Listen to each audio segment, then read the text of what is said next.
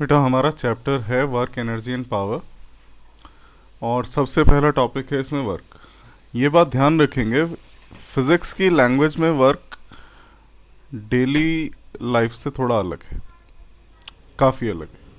कैसे अलग है? जैसे अभी हम पढ़ रहे हैं, हम कहेंगे कि हम वर्क कर रहे हैं, but it is not work in terms of physics.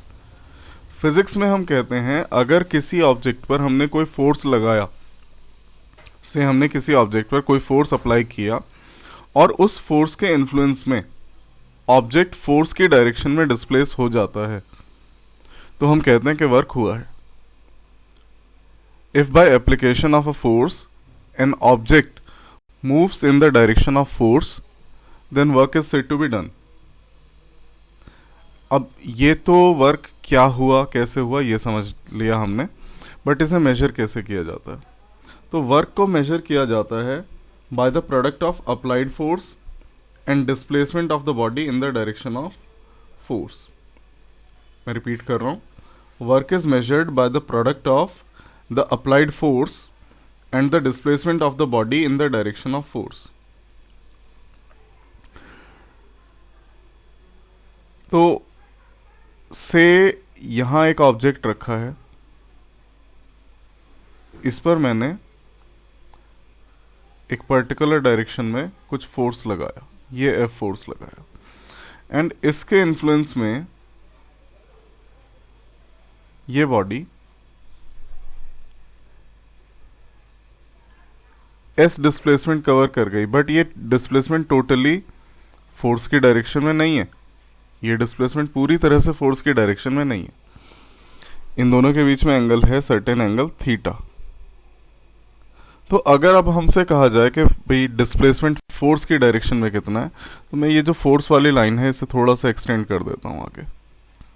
Force इस लाइन के अलॉन्ग लग रहा है और डिस्प्लेसमेंट यहां से मैं परपेंडिकुलर डाल रहा हूं इस पर, line of action of force पर। ये जो डिस्टेंस आया है यहां से यहां तक, this is the displacement in the direction of force. ये है displacement in the direction of force. मैं मान लेता हूं इसकी वैल्यू है L। तो इस वाले ट्राइंगल में cos थीटा क्या होगा? cos theta will be base which is L upon hypotenuse which is S. So L may be written as S cos theta. तो अब हमने क्या कहा था, वर्क को कैसे मेजर किया जाता है? Work is measured by the product of force and displacement in the direction of force. तो फोर्स तो है F और डिस्प्लेसमेंट है S cos थीटा। ये ज़रूरी नहीं है कि आप हर केस में cos थीटा है, किसी केस में सिंपली S भी आ सकता है अगर फोर्स और डिस्प्लेसमेंट दोनों सेम डायरेक्शन में है, but this is general expression. ये जनरल एक्सप्रेशन है। अगर दोनों सेम डायरेक्शन में है तो cos 0 और cos 0 1, मतलब सिंपली Fs। तो अगर इस एक्सप्रेशन को हम ध्यान से देखें, ये बन गया Fs cos थीटा। अब हम लोगों ने पहले पढ़ रखा है फिजिक्स में, मान लिया हमारे पास दो वेक्टर्स हैं, वेक्टर A और वेक्टर B। अगर मैं इन दोनों का डॉट प्रोडक्ट करूं तो वो आता है magnitude of A magnitude of B into cos of theta.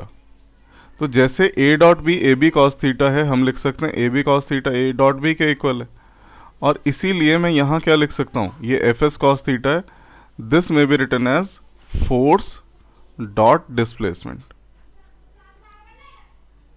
तो यहाँ से एक नई डेफिनेशन दी जा सकती है वर्क के लिए, and that is work done by a force is equal to the dot product or scalar product of the force and the displacement of the body.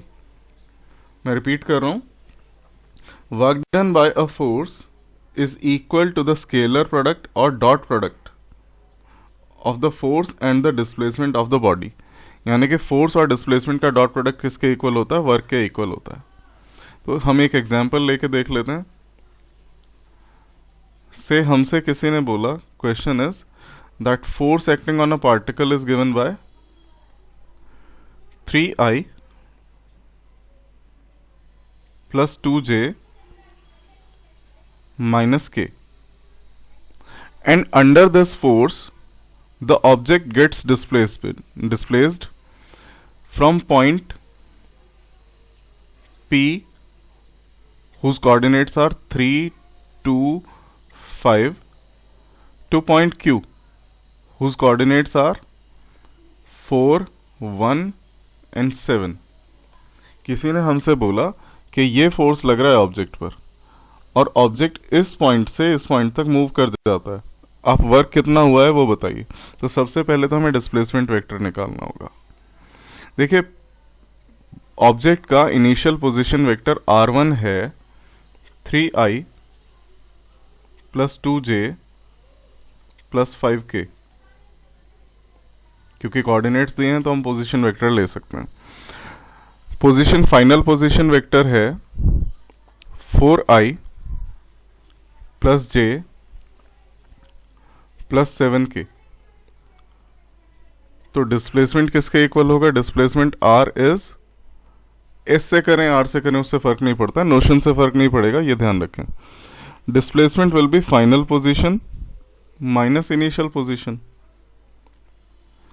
तो r2 माइनस r1, अब i के coefficient को i के coefficient में से subtract किया जाएगा। 4 minus 3 1, that is i cap, plus 1 minus 2 यानी कि minus 1 j cap, plus 7 minus 5 that is 2 k cap.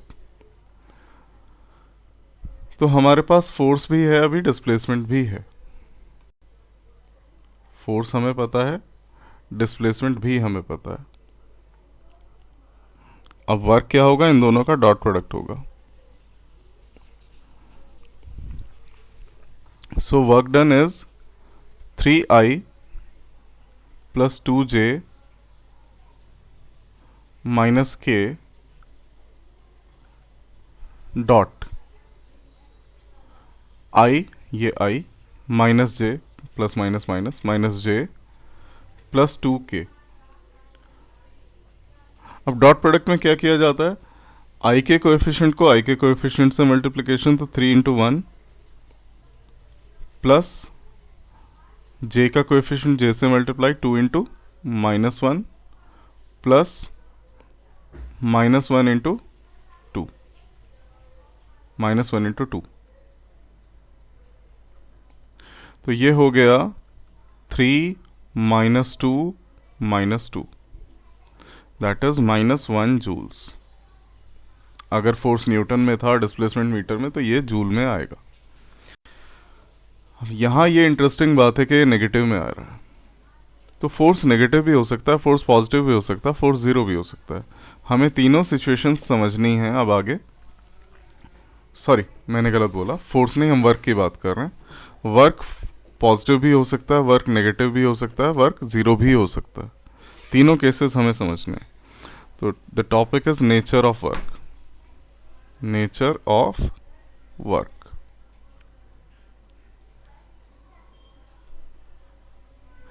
Nature of work में सबसे पहले हम डिस्कस करते हैं पॉजिटिव वर्क।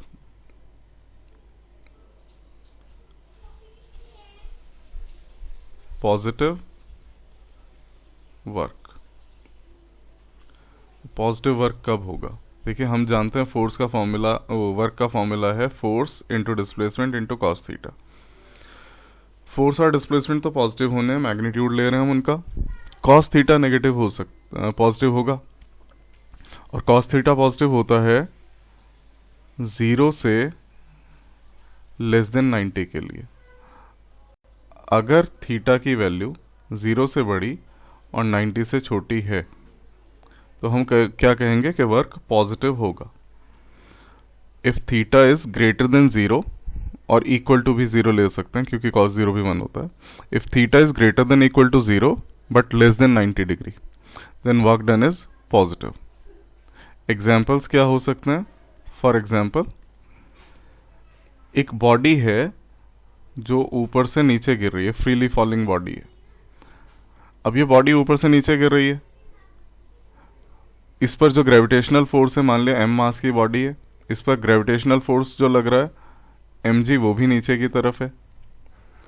तो फोर्स और डिस्प्लेसमेंट दोनों सेम डायरेक्शन में, वर्क पॉजिटिव होगा। तो हम क्या कह सकते हैं work done by the gravitational force on a freely falling body is positive because the force and displacement are both in the same direction. इसी तरह से अगर किसी लॉन मूवर को, जो घास काटने की मशीन होती है, उसको अगर हम लॉन में पुश करें या पुल करें, आइदर वे, मान लिया ये वो मशीन है और यहाँ से हम इसे खींच रहे हैं, ये इधर मूव करेगी, ये एंगल 90 से कम है, तो यहाँ क्या होगा, अगेन वर्क पॉजिटिव होगा। एक और केस हो सकता है जब किसी स्प्रिंग को कंप्रेस किया जाता है, तो work done by applied force से, ये स्प्रिंग था ओरिजिनल पोजीशन, इसे कंप्रेस किया, हमने दबा दिया ऐसे, तो डिस्प्लेसमेंट किसके अलोंग हुआ है, फोर्स के अलोंग हुआ है, सेम डायरेक्शन में हुआ है। तो इस केस में कहा जाता है कि वर्क डन पॉजिटिव है। अब बात आती है negative work. Work done negative कब होगा?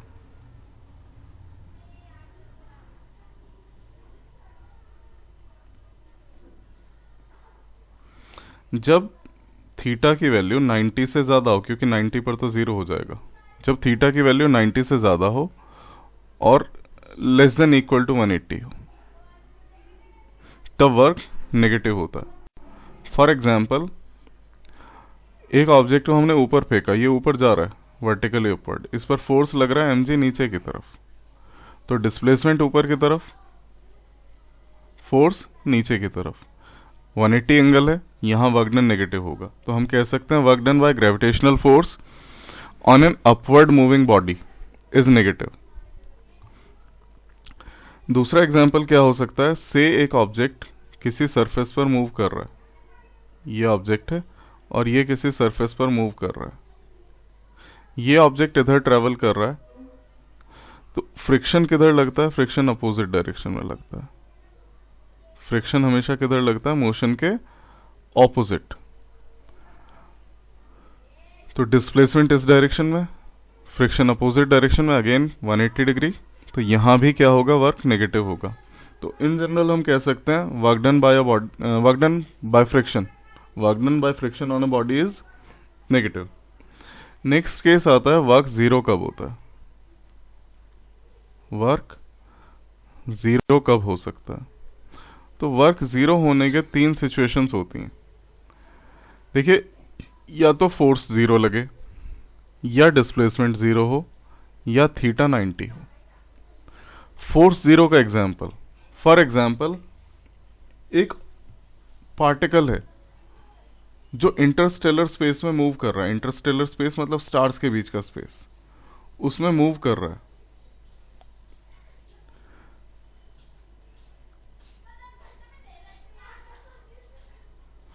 अब जब वो इंटरस्टेलर स्पेस में है, वहां उस पर कोई फोर्स नहीं लग रहा होता, और क्योंकि कोई फोर्स नहीं लग रहा है तो वो चाहे जितना भी मूव करे, वर्क डन जीरो होगा। इसी तरह डिस्प्लेसमेंट जीरो वाला केस, मान लिया हम किसी दीवार को पुश कर रहे हैं, तो दीवार तो मूव नहीं कर रही, फोर्स हम लगा रहे हैं, डिस्प्लेसमेंट नहीं हो रहा, तो ये भी वर्क डन क्या होगा, जीरो।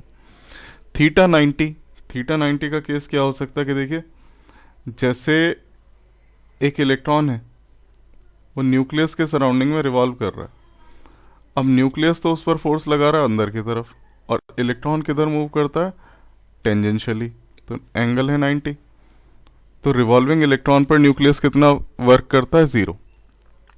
इसी तरह से मान लिया ये एक सरफेस है किसी प्लेटफॉर्म पर, यहाँ एक पुली लगी हुई है, ये पुली से एक रस्सी आ रही है ऐसे, और यहाँ से एक ऑब्जेक्ट ऊपर उठाया जा रहा है।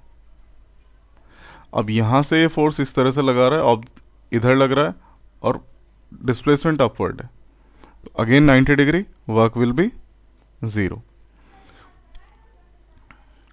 तो ये तो हमने डिटेल में पढ़ा। अब बात आती है जीरो वर्क, मतलब ये जो पॉजिटिव नेगेटिव या जीरो का कंसेप्ट है, इसे आसानी से कैसे समझा जाए।